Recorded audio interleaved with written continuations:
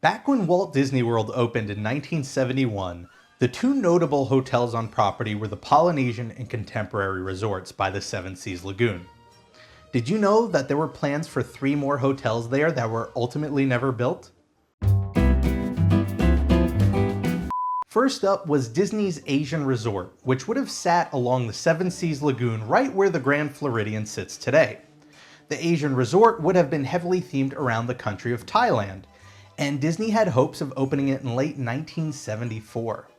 It was planned to be a square plot of rooms surrounding a 160-foot tall main building that would have featured a Thai-themed restaurant at the top overlooking both the Seven Seas Lagoon and parts of the Magic Kingdom.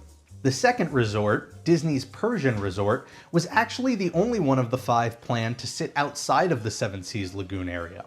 Situated along the coast of Bay Lake, the Iranian-themed hotel was planned at one point to share a dedicated monorail line that would run into Tomorrowland in the Magic Kingdom.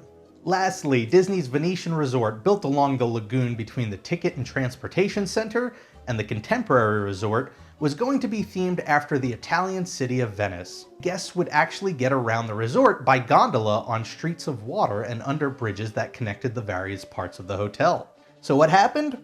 Well, for a while these hotel projects were actually going along as planned. The Asian Resort was scheduled to start construction in early 1974 with plans to open later that year. In fact, in early photos of the lagoon, you could see the flat plot of land jutting out into the water in preparation for the Asian Resort. And across the lagoon on the other side, land was visibly cleared for the Venetian Resort. Then the oil crisis happened. In October of 1973, OPEC instituted an oil embargo on a number of nations, including Canada, the UK, Japan, and the United States. As a result, in less than half a year, the price of a barrel of oil in the US quadrupled. Suddenly, the nation was facing gas shortages and climbing prices. Since the Airline Deregulation Act of 1978 wouldn't occur for another 5 years, higher airfare meant that at this point flying was still more of a luxury for a family on vacation. The vast majority of families still drove to Disney World, and during that oil embargo, families were canceling their vacations out of fear that they might not be able to afford or even find the gas they needed to get to or from Disney. As a result, Disney saw a decline in attendance to Disney World, and the company, taking a financial hit from that, was forced to reconsider their priorities with the resort. By the mid-1970s, Disney was less concerned with building more hotels and rooms to fill up, and instead shifted their focus on using their resources to create new rides, as well as their first ever second gate, Epcot. At this point, the 3 resort ideas were shelved. It is said that in 1978, the Iranian Shah, Mohammad Reza Shah Pahlavi, offered to fund the Persian Hotel to make it happen. However, in the following year, he would be overthrown during the Iranian Revolution, rendering the offer moot. That same revolution would kick off a second oil crisis in 1979, causing the price of oil to more than double, once again causing a financial impact not only on Disney, but tourism as a whole. Then in the mid-1980s, Disney would see a leadership shakeup with the replacement of Ron Miller by Michael Eisner. Eisner jumped into the role of CEO with an energy dedicated to revitalizing and growing Walt Disney World, and that included expanding their resort offerings in order to capitalize on all of the guests who were coming down but staying off property. While the Persian Hotel was out, there were still plans to put more hotels around the Seven Seas Lagoon.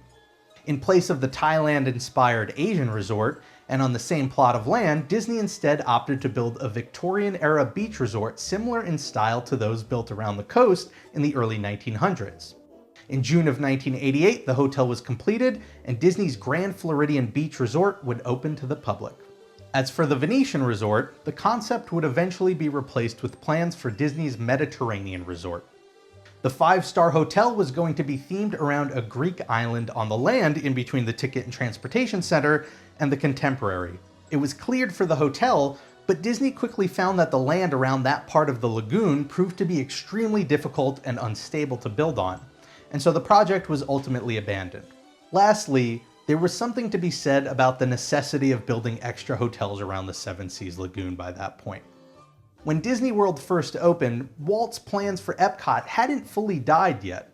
The Magic Kingdom and its surrounding resorts were considered phase 1 of the overall project, with the city to follow. So at that time, it made sense to group the hotels closely around the Magic Kingdom. As far as they were concerned in the 1970s, that was the only theme park the property would ever have. Over time, that obviously changed. Epcot transformed from a city of the future to a theme park, and by the 1990s, Disney MGM Studios would open for all to enjoy. With the city concept long gone and various theme parks spread out across the property, there was no longer the need to keep the hotels constrained to the Seven Seas Lagoon area. And so Disney would begin to expand, building hotels all over Walt Disney World so that guests would have more options and closer proximity to the different parks. The fate of the Persian, Asian, and Venetian resorts at Walt Disney World serve as a great example of how the path in which Disney World developed sometimes wasn't even in Disney's own hands.